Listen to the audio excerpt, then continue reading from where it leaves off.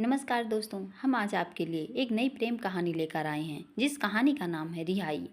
अब रिहाई बंदिश है या आज़ादी, या तो कहानी में ही सुनेंगे आप लोग। अगर कहानी पसंद आए तो प्लीज़ चैनल को सब्सक्राइब करें और ज़्यादा से ज़्यादा कमेंट में बताएं। रिहाई है भी, शायद नहीं भी। हम जिस भी रिश्ते से रिहाई चाहते हैं, लगता है हम उस रिश्ते से आज़ाद हैं, मगर एक ऐसा मोड़ आता है, लगता है कहीं से तो हम जुड़ाव लिए अनजान से इस दुनिया में जी रहे थे। आज़ाद तो कभी हुए ही नहीं। एक ऐसी कहानी जिसमें प्यार ही प्यार, प्यार के लिए कर्तव्य, कर्तव्य के लिए प्यार का त्याग, रूठे हुए प्यार के लिए कुछ कर गुजरना, खोए प्यार के लिए कोशिशें, जद्दोजहद है। अब इस कहानी को पढ़ेंगे तो ऐसा लगेगा प्यार के खुमार में आप गोते लगा रहे हैं। इस कहानी में एक ऐसा एहसास है जो बेजुबान होते हुए भी आपको प्यार से सरोपार कर देगा। तो चलिए अब कहानी शुरू करते हैं। रीना नैना की बचपन की सबसे अच्छी फ्रेंड है। वो एक जर्नलिस्ट है जिसका सोसाइटी में बहुत बड़ा रुतबा है। उसने अभी तक शादी नहीं की, 35 वर्ष की होने को है, लेकिन अभी भी बहुत ही कमसिन सी और बला की खूबसूरत है। ऑफिस जाने से पहले जल्दी जल्दी अपनी कुछ रिपोर्ट्स तैयार कर रही है। उसे आज बहुत ही ज़रूरी मीटिंग अटेंड करना था। अचानक आज उसकी फ्रेंड नैना रोते हुए आती है। उसके जोर से लिपट के रोने लगती है। एक बहुत बड़ा बैग उसने अपने साथ ले रखा है। नैना को इतने दिन बाद आई देख रीना परेशान हो जाती है, क्योंकि नैना शादी के बाद उसके घर इस तरह कभी नहीं आती थी। रीना उससे इस तरह आने का कारण पूछती है। नैना रोती ही जा रही है।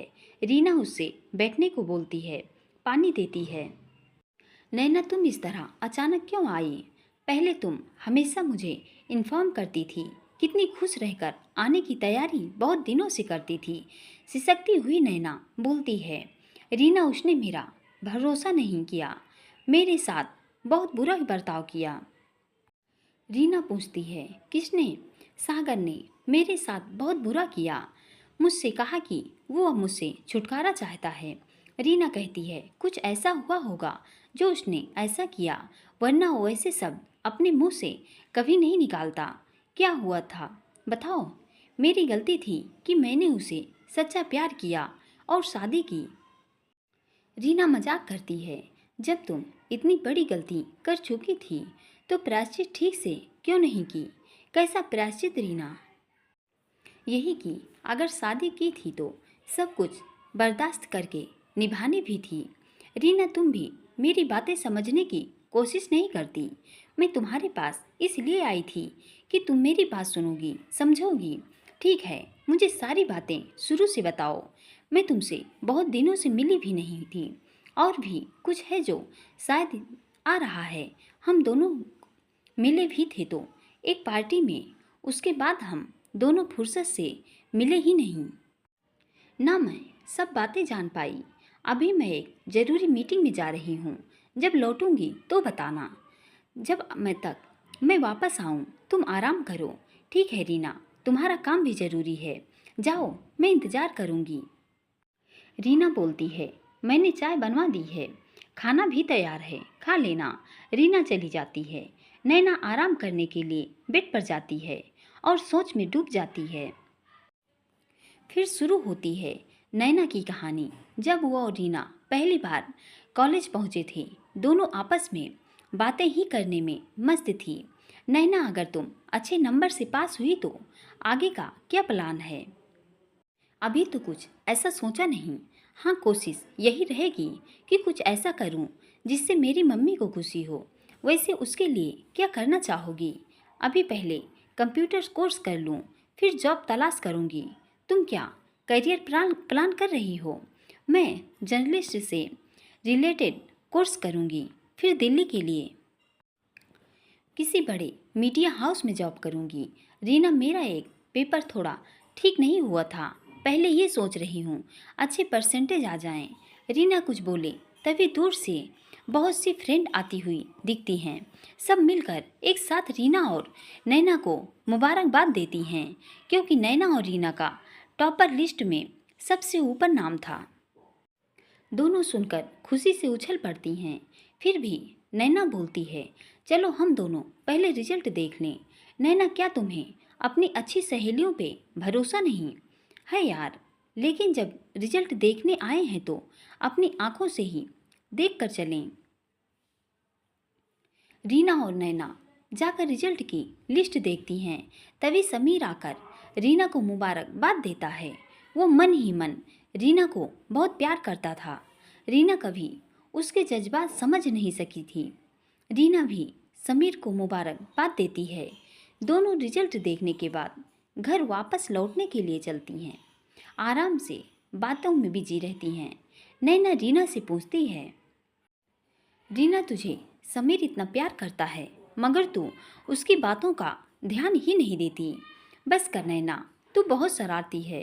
नैना, मैं चाहती हूँ कि समीर कुछ बने। मैं उसकी पढ़ाई बर्बाद नहीं कराना चाहती। समझदार हो, लेकिन 3 साल से तेरे पीछे पागल हुआ फिर रहा है। एक बार कमिटमेंट कर लो, उसके दिल को सुकून मिल जाए। अभी तो वो सोचता होगा कि रीना मेरी है भी या नहीं। अपने करियर के बारे में कैसे सोचेगा बेचारा। रीना सुनकर मुस्कुरा देती है और कहती है, नैना, तू इतनी सुंदर है, तेरे पीछे इतने लोग आहें भर भर के मरते हैं, तू कुछ क्यों नहीं करती? उनका दिल तोड़ती है। तभी समीर फिर से उन दोनों की ओर आता दिखता है। नैना कहती है, रीना, वो उधर देख, उधर।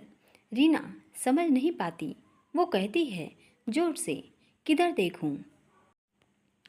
तभी समीर उसके पास आकर रुकता है। कहता है, नैना, तुम दोनों के बहुत अच्छे मार्क्स आए हैं, चलो पार्टी करते हैं। मैंने अपने तरफ से पार्टी रखी है। नैना पूछती है, पार्टी में और कौन आ रहा है? कोई नहीं, बस हम 4 लोग ही, मतलब मेरा एक फ्रेंड है बस। तभी रीना बोलती है, नहीं नैना, मेरी आज रात की ट्रेन है, मुझे दिल्ली जाना है। 12 बजे की ट्रेन है, बस रिजल्ट के लिए रुकी थी। तभी समीर बोलता है, ट्रेन 12 बजे है, हम पार्टी 6-7 बजे कर लेते हैं। समीर उदास चेहरा लेकर जाने लगता है। तभी रीना कहती है, ठीक है, 6:30 पर हम मिलते हैं। नैना भी खुश हो जाती है सोच कर कि रीना आज समीर की बात मान गई। सब एक एक अच्छे रेस्टोरेंट में मिलते हैं जहाँ जगजीत सिंह की गज़ल की धीमी धीमी आवाज़ आती रहती है। कोई ये कैसे बताए कि वो तन्हा क्यों है? नैना बोल उठती है, नाइस गज़ल, मुझे जगजीत सिंह बहुत पसंद है, मेरे फर्स्ट क्रश थे। बोलकर नैना हंस पड़ती है। समीर बोलता है, गज़ल में को लाइन है, आज सुनकर मुझे भी लग रहा है मेरे हाल पे है ये गज़ल। रीना को आज लग रहा था कि वह भी अपने दिल की फीलिंग से समीर को रूबरू करवा दे, लेकिन वो समीर के जज्बात से खेलना नहीं चाहती थी। वो चाहती थी कि समीर अपने करियर पे फोकस करे। रीना की चुप्पी देखकर समीर बात का टॉपिक चेंज कर देता है। आज बस वो जुदा होने से पहले रीना को नज़र भर के देख लेना चाहता था। वो कहता है, नैना, तुम दोनों सब आगे के लिए क्या प्लान किया है? मैं तो अभी डिसाइड नहीं कर पाई। रीना बोल पड़ती है, मैं दिल्ली में किसी मीडिया हाउस को ज्वाइन कर रही हूँ।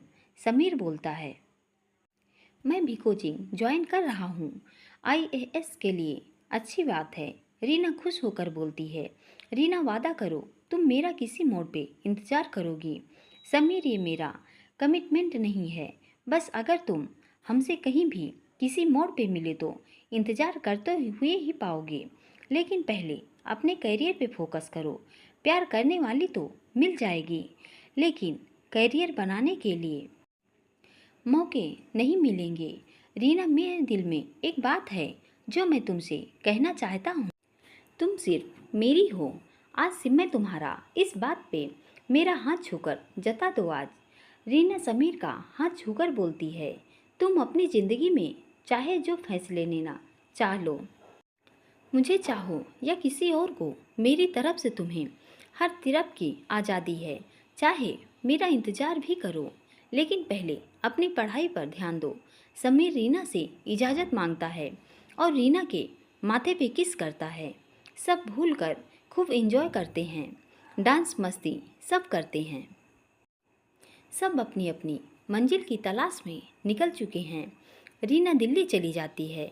समीर कोचिंग में अपने आईएएस की तैयारी में लग जाता है। नैना अपने घर चली जाती है।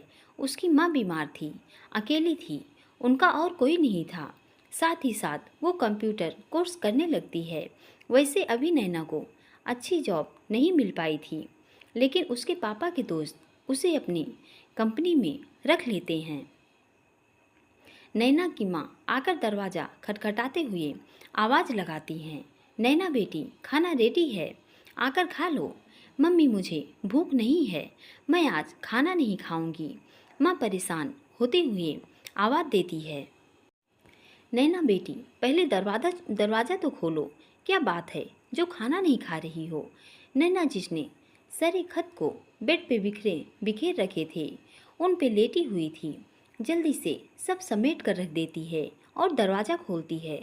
जाकर माँ के पास खाना खाने लगती है, क्योंकि अगर वो खाना न खाती तो माँ भी भूखी सो जाती। नैना अपनी माँ को भी खाना खिलाती है और चुपचाप जाकर सोने की कोशिश करती है, लेकिन जागते हुए सुबह हो जाता है। उसे पता ही नहीं चलता, न जाने घड़ी में कब 9 बज गए थे। जल्दी से रेडी होकर ऑफिस चली जाती है। रविंद्र चुपचाप अपने कमरे में व्यस्त रहता है, नैना की तरफ ध्यान नहीं देता। नैना भी रविंद्र की तरफ। नैना बहुत ही सादगी और सुंदरता से रवरेज थी और एक मध्यम वर्गीय परिवार से तथा एडवांस होते हुए थोड़ा भारतीय रीति रिवाज से उसका गहरा नाता था। नैना रोज टाइम से ऑफिस जाती थी, अपने काम से काम रखती थी। नैना की माँ के अलावा अपना कोई भी इस दुनिया में नहीं था।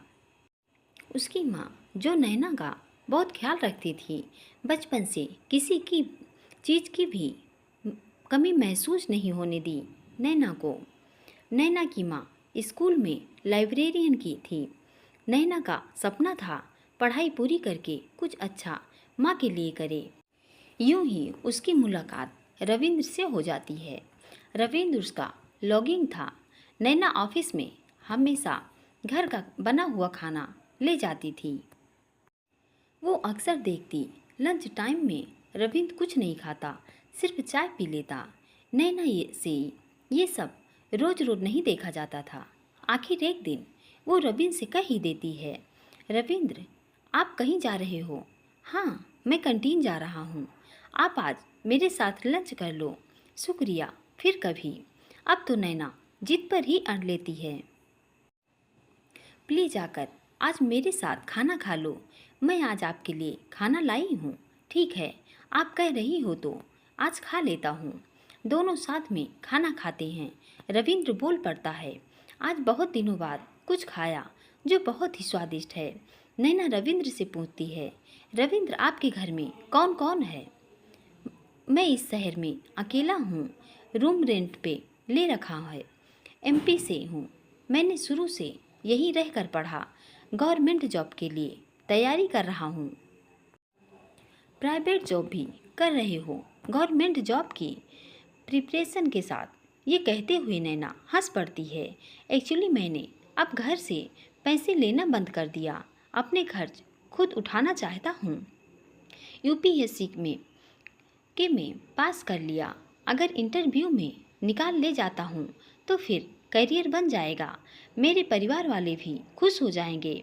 मैं भगवान से आपके लिए प्रार्थना करूँगी, जल्दी सफलता मिले आपको। थैंक्स नैना। पहले नैना और रविंद्र का मन ऑफिस में नहीं लगता था। दोनों बस ऑफिस आते और चले जाते। जब दोस्ती होने के बाद दोनों को बस ऑफिस में जाने का इंतज़ार रहता। नैना भी रोज़ अच्छी अच्छी डिशेज बनाकर रविंद्र के लिए लाती थी। रविंद्र बहुत तारीफ़ करता उसके खाने की। कभी कभी वो नैना को बोलता, इतने बिजी होने के बावजूद वो इतने अच्छे खाने के लिए टाइम कैसे निकाल लेती है। नैना कहती, आप ये क्यों भूल जाते हैं, मेरे अंदर भारतीय संस्कार भी हैं और कर्तव्य का भी एहसास है। नैना मुझे तुम्हारी ये बात बहुत पसंद है, शुक्रिया। अब रविंद्र नैना को बहुत पसंद करने लगता है। नैना भी उसकी ओर आकर्षित हो जाती है। एक दिन नैना कंप्यूटर पे कुछ ज़रूरी काम में बिजी रहती है। रविंद्र उसे एक पेपर देता है और कहता है, नैना इस पेपर को पहले खूब अच्छे से पढ़कर जो भी करेक्शन करना हो करके फिर प्रिंट निकाल देना। रविंद्र वापस अपने जगह पर जाकर अपने काम में लग जाता है। इधर नैना सोचती है कि जरूरी काम होगा, सो वो पेपर को पढ़ती है, वो चौक पढ़ती है। ये तो रविंद्र ने उसे ही लिखा है और प्यार का इजहार रविंद्र ने किया था। नैना खत पढ़ती है और कैंटीन की तरफ चली जाती है। नैना को इस तरह देखकर रविंद्र परेशान हो जाता है। नैना ने कोई रिस्पॉन्स क्यों नहीं किया? रविंद्र नैना के पीछे जाता है। कैंटीन में चुपचाप एक कोने में टेबल पे बैठ जाता है। ऑफिस के लोग उन्हें देखते हैं, सोचते हैं इतने अच्छे दोनों फ्रेंड हैं, आज दोनों आपस में बोल क्यों नहीं रहे हैं। नैना खाना लाई थी लेकिन आज उसने खाया नहीं। रविंद्र ये देखकर बहुत घबरा गया था। वो सोच रहा था कि नैना बुरा तो नहीं मान गई। लंच टाइम समाप्त होता है। नैना जाकर अपने काम में लग जाती है। ऑफिस से जाते समय नैना रविंद्र को लंच बॉक्स देकर चली जाती है। रविंद्र भी चुपचाप अपने घर चला जाता है। नैना अपने घर में अपने बिस्तर पे बोझ की तरह गिर पड़ती है। शायद उसके अंदर आज ही एक एहसास जगा था कि उसे भी किसी के प्यार की ज़रूरत है। तभी माँ आवाज़ लगाती हैं, नैना तेरे बैग में लंच बॉक्स नहीं है, खो गया क्या या किसी को दे दिया? शायद माँ को पता ही नहीं था नैना लंच बॉक्स के साथ दिल भी किसी को दे बैठी थी। माँ चिल्लाओ मत, मिल जाएगा लंच बॉक्स। माँ नैना को आज पहली बार झुंझलाते देख बोल पड़ती है, क्या हुआ तुझे, इतनी परेशान क्यों है? ऑफिस में काम ज़्यादा है क्या? नैना कुछ जवाब नहीं देती और अंदर से दरवाज़ा बंद कर लेती है। उस ढेर सारे खत को निकाल कर देखती है जो कि कॉलेज के दिनों में उसे लिखे गए थे। रोज़ कॉलेज में उसकी कॉपी के में खत मिलते थे जिसमें दीवानगी भरे प्यार के इजहार होते थे। एक बार तो हद ही हो गई थी। कॉलेज के पास ही हॉस्टल था, उसमें राहुल नाम का लड़का रहकर कॉलेज में पढ़ाई कर रहा था। जब भी नैना डिपार्टमेंट के पास पहुंचती, क्लास लेने पहुंचती, वो अपने दोस्तों के साथ उसे घेर लेता और रोज़ एक ही बात कहता, मुझसे दोस्ती करोगी? नैना की तो सांस ऊपर की ऊपर नीचे की नीचे रह जाती थी। वो चुपचाप किसी तरह वहाँ से निकल जाती। एक बार फ्रेंडशिप डे वाले दिन राहुल क्लासरूम का दरवाज़ा अंदर से बंद करके सबसे बोलता है, सब अपने मुंह पर अंगुली रखकर चुपचाप बैठो, मुझे नैना से ज़रूरी बात करनी है। हॉस्टल के लड़कों से भी सभी लोग डरते थे, सब मुंह पर अंगुली रख कर बैठ जाते हैं। नैना भी बहुत डर गई थी कि अब क्या होने वाला है। आज तो वो भाग भी नहीं सकती थी। राहुल क्लास में ऐलान करता है कि आज फ्रेंडशिप डे है। वो नैना को सिर्फ अपनी दोस्त बनाना चाहता है। नैना से पूछता है, नैना क्या आप मेरी दोस्त बनोगी, मुझसे दोस्ती करोगी? नैना की जान में जान आती है। ये सुनकर वो अभी तक पता नहीं क्या क्या सोच रही थी। नैना अपनी बंद की हुई आंखें खोलती है और धीरे से बोलती है, हाँ तुम आज से मेरे दोस्त ही, हम दोनों दोस्त हैं। इतना सुनकर राहुल खुश हो जाता है। क्लास के लोग तालियां बजाने लगते हैं। राहुल अपने दोस्तों को लेकर चला जाता है। ना अब उसे रोज खत लिख कर देता, ना रास्ता रोक कर खड़ा होता है। लेकिन जो खत आज उसे रविंद्र ने लिखे थे वो बहुत सादगी भरा प्यार का इजहार था। नैना को सब घमंडी भी कहते थे क्योंकि उसने कभी किसी के खत का जवाब नहीं दिया था। नैना रविंद्र के बारे में सोचते सोचते नींद की आगोश में समा जाती है। नैना ऑफिस में रविंद्र की तरफ न देखने की कोशिश करती है, लेकिन रविंद्र को देखे बिना उससे रहा भी नहीं जाता। लंच टाइम में नैना जाकर कैंटीन में कोने वाली टेबल पर बैठ जाती है। उसे याद आता है माँ ने लंच बॉक्स वापस लाने को बोला था। तभी रविंद्र आकर उसके पास बैठ जाता है। दोनों बिल्कुल चुप रहते हैं, बस एक दूसरे को नज़र बचा कर देखना चाहते हैं। तभी नैना बोलती है, मेरा लंच बॉक्स दे देना। तभी रविंद्र बात काटते हुए बोलता है, नैना अगर मुझसे कोई गलती हुई हो तो मैं सॉरी बोलता हूँ। तभी नैना बोल पड़ती है बीच में, और भी कुछ आप बोल सकते थे। रविंद्र चौंकते हुए बोलता है, क्या कह दिया मैंने? जो खत में लिखा था तुमने, हम दोनों तो रोज़ मिलते हैं, रोज़ बोल दिया होता। खत मुझे रोज़ मिलते थे इजहार इश्क के, क्या तुम भी उन लोगों में से हो? आई एम सॉरी नैना, बोल तो दिया, तुम क्या कहना चाहती हो पहेली मत बुझाओ। मुझे खत बहुत से लोगों ने लिखे थे, लेकिन उनमें प्यार निभाने की हिम्मत नहीं थी। मैं समझ नहीं पाया यही कि मुझे कभी भी बोल सकते थे कि प्यार करते हो मुझे। नैना मैं काफ़ी डरा हुआ था कि अगर बोल दिया तो तुम और नाराज़ ना हो जाओ। बात बढ़ भी सकती थी, खत्म भी हो सकती थी। हाँ लेकिन आज मैं बोल रहा हूँ, आई लव यू, प्लीज़ मुझे स्वीकार कर लो। नैना मुस्कुराकर रविंद्र को भी लव यू टू बोल देती है और कहती है, स्वीकार करती हूँ। रविंद्र नैना की मुलाकात का सिलसिला शुरू हो जाता है। नैना में उमंग जाग उठती है। वो अपना काम और मन लगाकर करने लगती है। अब रविंद्र नैना का एक पल के लिए भी साथ नहीं छोड़ना चाहता था। घर तक जाने लगा था नैना को पहुंचाने। नैना एक दिन रविंद्र से कहती है, घर चल के चाय पीने के लिए, और माँ से भी मिलवाना चाहती थी। तभी घर के पड़ोस वाली आंटी चाबी देती हैं और बोलती हैं, मम्मी आज थोड़ी देर से आएंगी, स्कूल में थोड़ा काम है आज। नैना घर का दरवाज़ा खोलकर रविंद्र को अंदर आने को बोलती है। रविंद्र के लिए चाय बनाने लगती है। रविंद्र पूरा घर घूमने लगता है।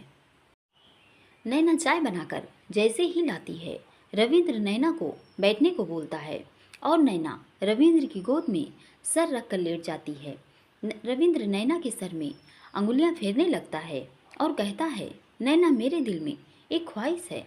नैना नैना उसके सीने से लग जाती है और बोलती है, बोलो, बस मेरे साथ मेरी आगोश में पूरी ज़िंदगी गुजार दो नैना।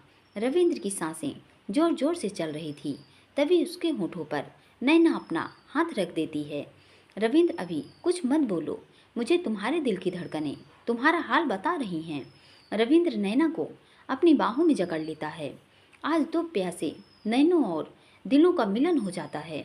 तभी रविंद्र बोलता है, नैना अब मुझे चलना चाहिए।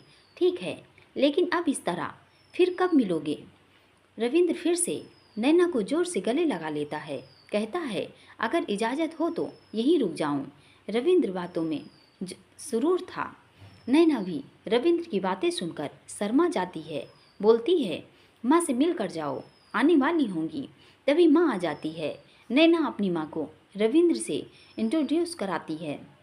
मम्मी ये रविंद्र है, मेरी कॉलिंग है। रविंद्र भी नमस्ते करता है। नमस्ते बेटा।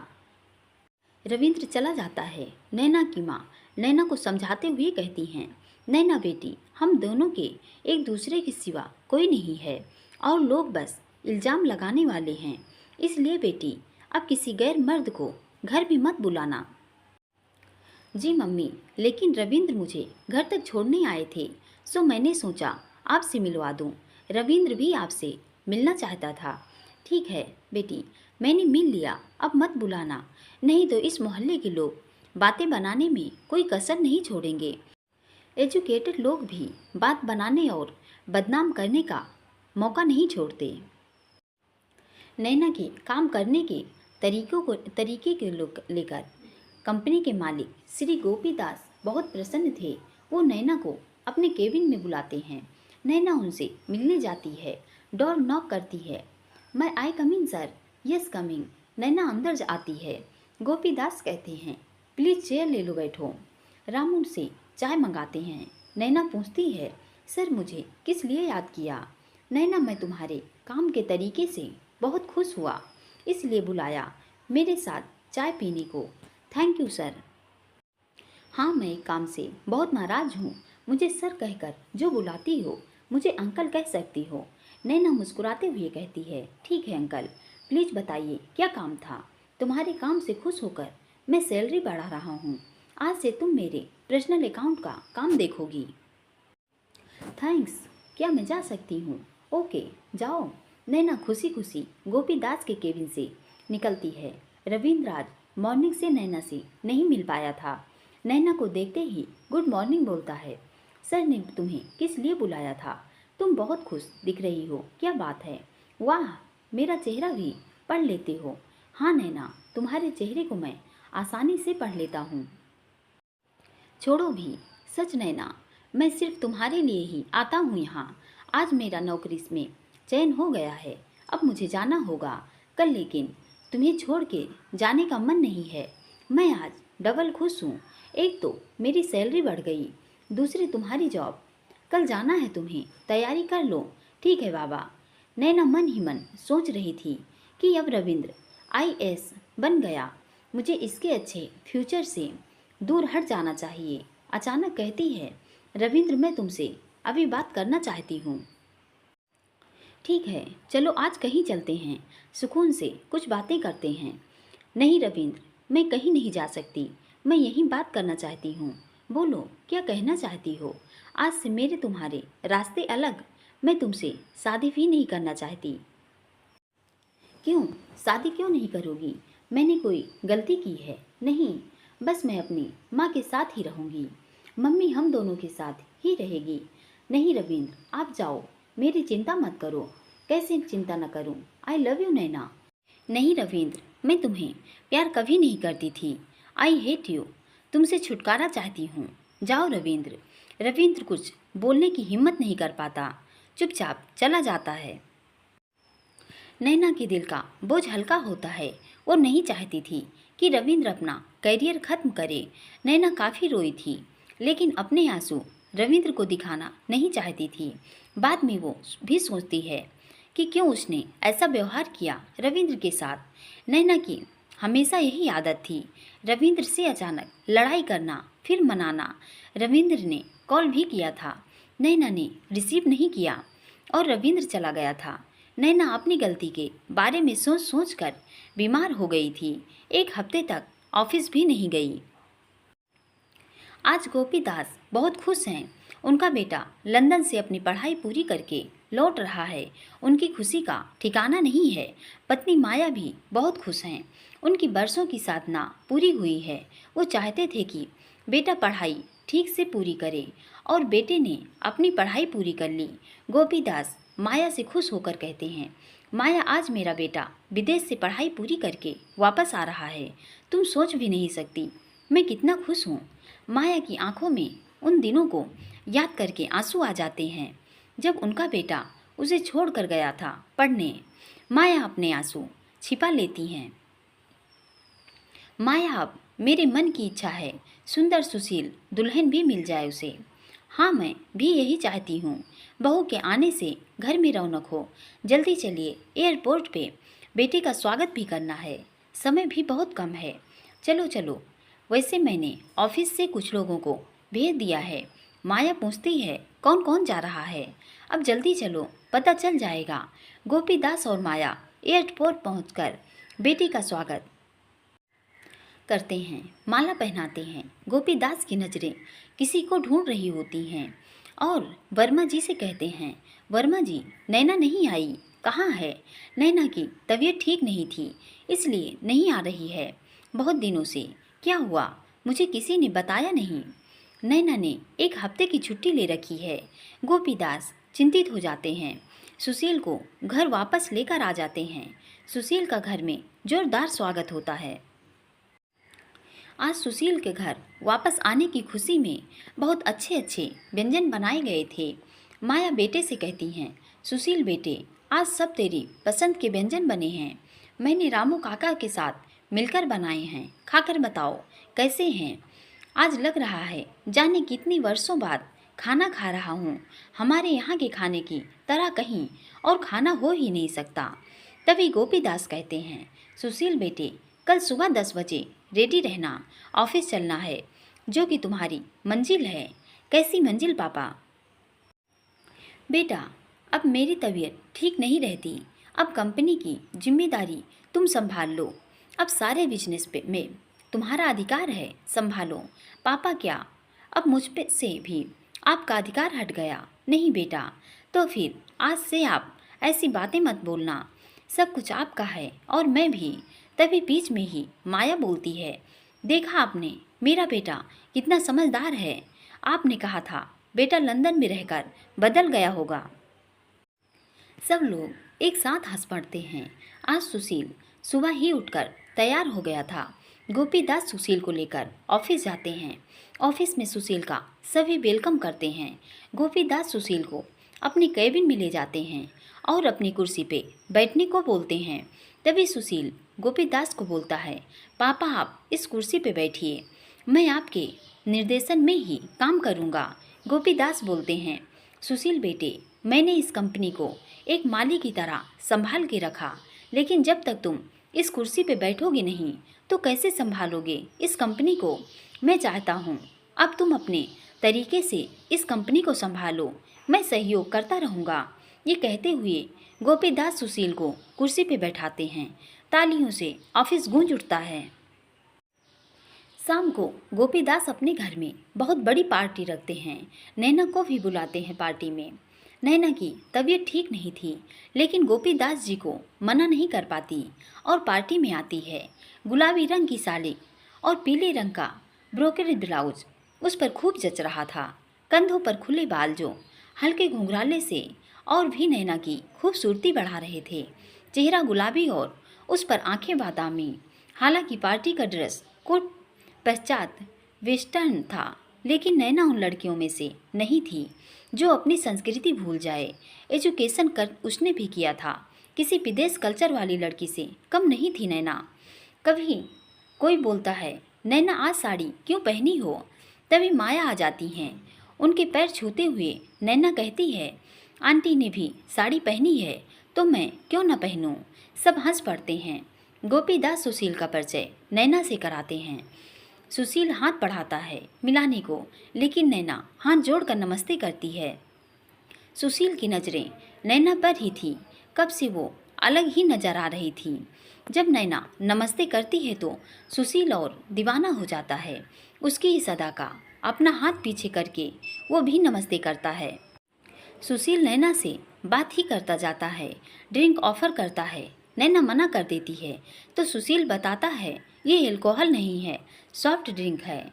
थोड़ी सी ही देर में सुशील नैना से अपने दिल की बातें कहना चाह रहा था, लेकिन फिर खुद को रोक लेता है। सोचता है ये मौका ठीक नहीं है। किसी दिन अलग से नैना से मिलकर अपने दिल की बात कहने का प्लान भी मन ही मन में कर लेता है। नैना बहुत दिनों से छुट्टी पर थी। नैना के ऑफिस न आने से सुशील नैना को देखने के लिए बहुत बेचैन था। उसे कुछ ऑफिस के ज़रूरी लेटर भी नैना से टाइप करवाने थे। नैना के न आने से काम रुके पड़े थे। सुशील सोचता है, नैना पार्टी वाले दिन इतनी सुंदर लग रही थी, बीमार तो लग ही नहीं रही थी।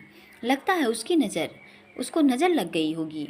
फिर सोचता है, मैं अभी लंदन से आया हूँ, ऐसी बातें नज़र वजर वाली क्यों सोच रहा हूँ। फिर मन ही मन कहता है, लगता है नैना अब जॉब नहीं करना चाहती। सुशील का मन अब ऑफिस में नहीं लग रहा था।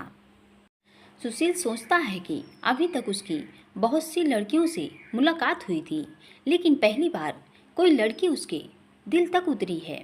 सुशील का मन ऑफिस में नहीं लगता। वो जल्दी ही घर लौट जाता है। घर में बिल्कुल शांत रहता है। गोपीदास पूछते हैं, बेटे उदास क्यों हो? घर में बहुत सन्नाटा है, तबीयत तो ठीक है? सुशील चुप रहता है, कुछ नहीं कहता। बेटे मुझे दोस्त समझते हो ना? क्या इंडिया में मन नहीं लग रहा? लंदन जाना है? नहीं पापा, ऐसी बात नहीं। फिर क्या बात है? बस ऐसे ही।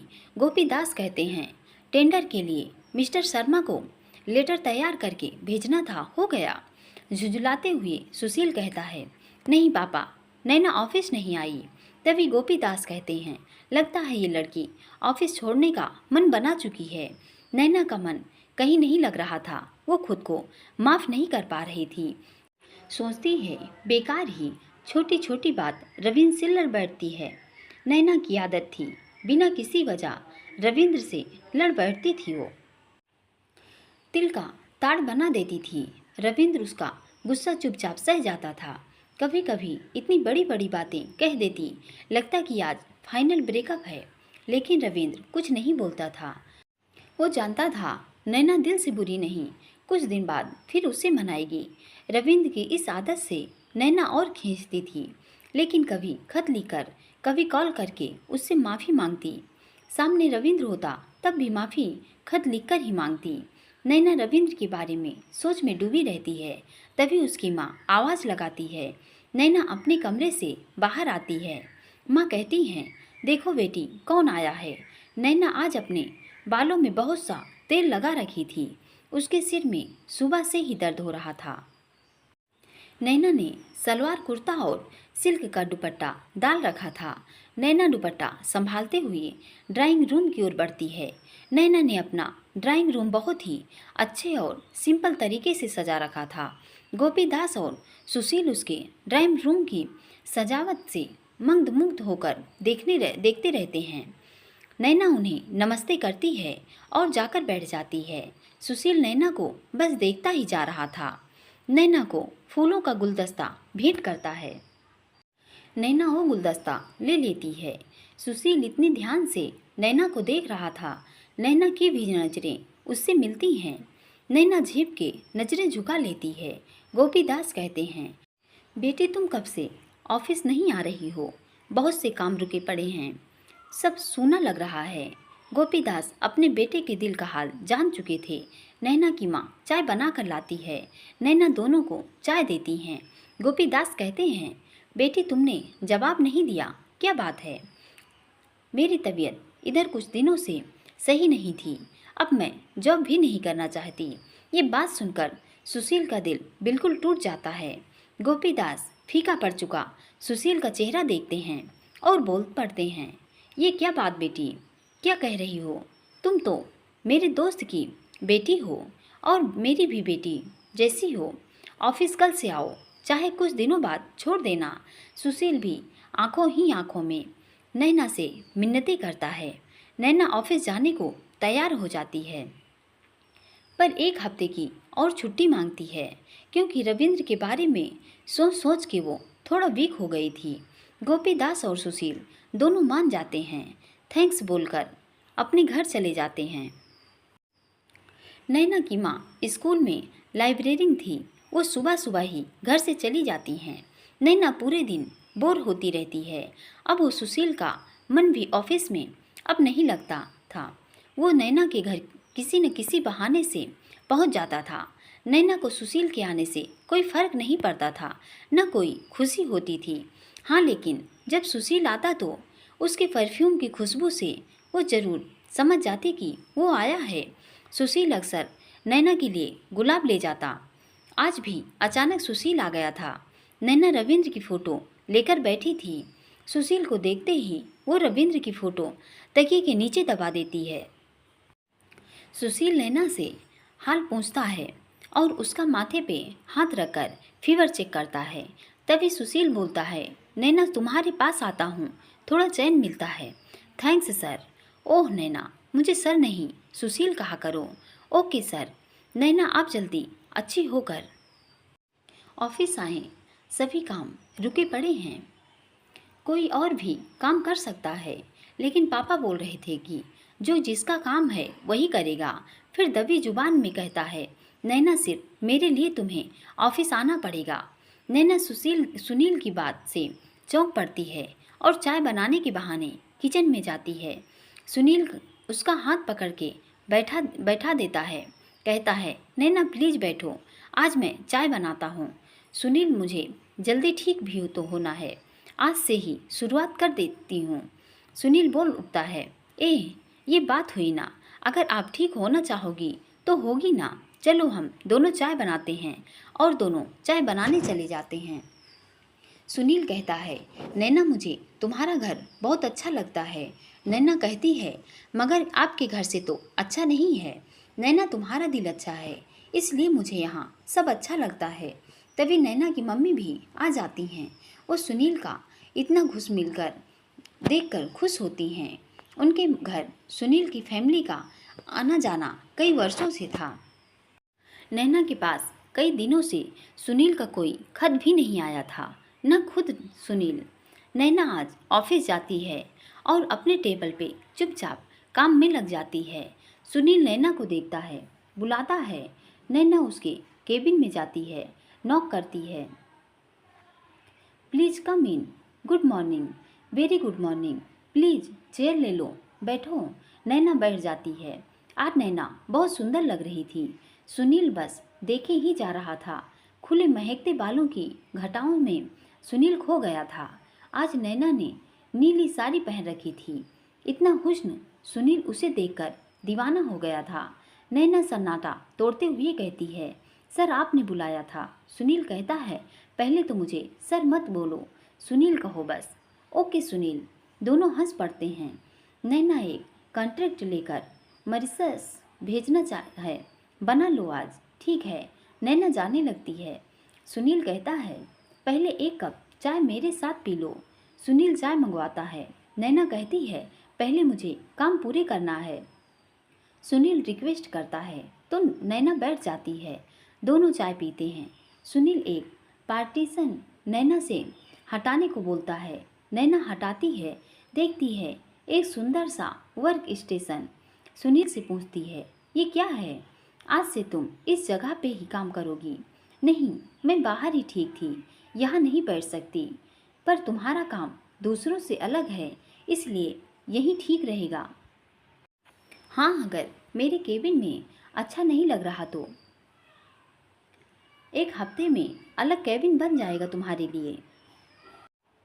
नैना आज सोच रही थी कि सुनील उसे इतना स्पेशल दर्जा क्यों दे रहा है। वो सुनील के काम को पूरा करती है, लेटर टाइप करती है। सुनील भी नैना के ऑफिस जाने से बहुत खुश था। अब वो ऑफिस के बड़े बड़े फैसले ले रहा था। सफलता भी मिल रही थी, बिजनेस भी बढ़ रहा था। गोपीदास एंड सन्स का नाम चारों तरफ हो रहा था। एक बड़ी कंपनी का अधिग्रहण भी अभी अभी किया गया था। इस खुशी में एक क्लब में गोपीदास ने बहुत बड़ी पार्टी का आयोजन भी किया था, जिसमें बड़े बड़े बिजनेस पार्टनर कंपनी के लोग आए थे। नैना भी इस जश्न में शामिल थी। बड़े बड़े न्यूज मीडिया के लोग भी आमंत्रित थे। उनमें से कोई पूछता है सुनील से, सुनील आप आज तक जो भी फैसले अपने व्यापार से संबंधित ले रहे हैं, सब में सफलता मिल रही है, जबकि अभी अभी विदेश से आए हैं। यहाँ के बाजार के रुख के बारे में इतनी जल्द कैसे आपने रिसर्च कर लिया? मेरे साथ मेरे माता पिता का आशीर्वाद है। मेरे पिता ने बुनियाद मजबूत रखी है, उस पर मैं बस ईंट रख रहा हूँ। वो भी निडरता से, आत्मविश्वास से। तभी कोई और प्रश्न करता है, सभी की सफलता के पीछे किसी न किसी का हाथ रहता है। आपकी सफलता में किसी और का भी योगदान है। सुनील नैना को अपने पास बुलाता है। वो नज़रअंदाज करती है, इधर उधर देखने लगती है। सुनील के पास नहीं जाती, मगर सुनील उसके पास जाता है, उसका हाथ थाम लेता है और सबसे कहता है, ये मेरी सफलता के पीछे है। जिनके खूबसूरत हाथ मैंने थाम रखे हैं, ये मुझे मार्गदर्शन देती है। सब चुपचाप उसकी बातें सुन रहे थे, मगर नैना को सुनील की इस हरकत पे बहुत गुस्सा आता है कि सबके सामने सुनील ने उसका हाथ इतनी बेबाकी से थाम रखा था। वो जितना अपने काम से काम रखना चाहती थी, सुनील उतना ही उसकी ओर खींचा चला आ रहा था। नैना जल्दी से अपना हाथ छुड़ा देती है और नज़र झुकाकर जाने लगती है। सुनील ताली बजाता है, फिर सभी तालियां बजाने लगते हैं। नैना की आंखों में आंसू थे, वो अपने हाथों से छिपा कर चली जाती है। गोपीदास उसे रोकते हैं, वो नहीं रुकती। आज नैना सोच में पड़ी थी कि सुनील उसमें इतनी दिलचस्पी क्यों ले रहा है। नैना जब से सुनील से मिली थी, सभी बातें शुरू से सोचती है कि सुनील हमेशा साए की तरह उसके साथ ही रहता है। न जाने कब वो सो जाती है। आज नैना ने सुनील के केबिन में नहीं गई, उसने अपनी टेबल बाहर ही लगा ली थी। सभी उसे मुबारकबाद दे रहे थे। सबको धन्यवाद बोल रही थी। सुनील ऑफिस आता है। जैसे ही अपनी केबिन में जाता है, देखता है नैना नहीं है, ना उसकी टेबल। बाहर आता है। जैसे ही उसकी नज़र नैना पर पड़ती है, वो हैरान रह जाता है कि नैना उससे दूर क्यों भाग रही है। वो नैना को बुलाता है। नैना आती है। हेलो नैना, आओ चेयर पे बैठो। नैना खड़ी रही रहती है। Thanks sir. सुनील सर सुनकर चौंक जाता है। कहता है, व्हाट सर? नैना, तुम मुझे बार बार शर्मिंदा क्यों करती हो? मैं जितना तुम्हारे करीब आना चाहता हूँ, उतना तुम दूर। ठीक है, मैं सुनील ही कहूँगी, पर आप इतना सुन लें, एक केबिन में बैठने और हाथ थाम लेने से करीब नहीं आ पाऊंगी। न जाने ना आने दूंगी। जब जब आप कोशिश करेंगे, मैं दूर होती जाऊंगी। नैना जाने लगती है। सुनील बढ़कर उसे अपनी बाहों में जकड़ लेता है। वो जान गया था नैना किसी बात से बहुत टूट चुकी है। सुनील की बाहों में आते ही नैना उसके सीने पर अपना हाथ पटक पटक कर रोने लगती है और निडाल होकर कुर्सी पर बैठ जाती है और सुनील को बहुत बुरा भला कहती है। नैना, मुझे माफ़ कर दो, मुझसे गलती हो गई। गुस्ताखी पे गुस्ताखी आप किए जा रहे हैं और माफ़ी भी मांग रहे हैं। नैना, मेरी बात सुनो तो सही, प्लीज़। नैना मौन होकर बैठ जाती है। सुनील उससे माफ़ी मांग रहा था। नैना, मेरी एक रिक्वेस्ट है तुमसे, तुम मेरी आंखों में एक बार देखो, बस एक बार। नैना का करीब आता है। नैना उसकी आंखों में देख रही थी। सुनील ज़बरदस्ती शायद उसका प्यार पाने की कोशिश कर रहा था। नैना उसकी आंखों में सुर्ख डोरे देखकर खो जा गई थी। कुछ देर के लिए कुछ कहना चाह रही थी। सुनील उसके होठों पर अपना हाथ रख देता है। नैना चौंक उठती है, उठ खड़ी होती है और कहती है, किसी को ज़बरदस्ती पाया जा सकता है, लेकिन किसी का प्यार नहीं। ये कहकर नैना चली जाती है। सुनील चाहते हुए भी रोक नहीं पाता, आवाज़ देखता रहता जाता है। नैना के कदमों की आवाज़ से उसे ऐसा लग रहा था कि उसके अंदर का मन रूपी पिंजरे को तोड़कर पंछी उड़ चल गया हो। बहुत दुखी और निराश हुआ था आज सुनील। दोस्तों, यह कहानी कैसी लग रही है? आगे आप जानिए सुनील और नैना के प्यार कहाँ तक पहुँचता है, शादी तक, या फिर रास्ते पर ही रिहाई हो जाती है। धन्यवाद।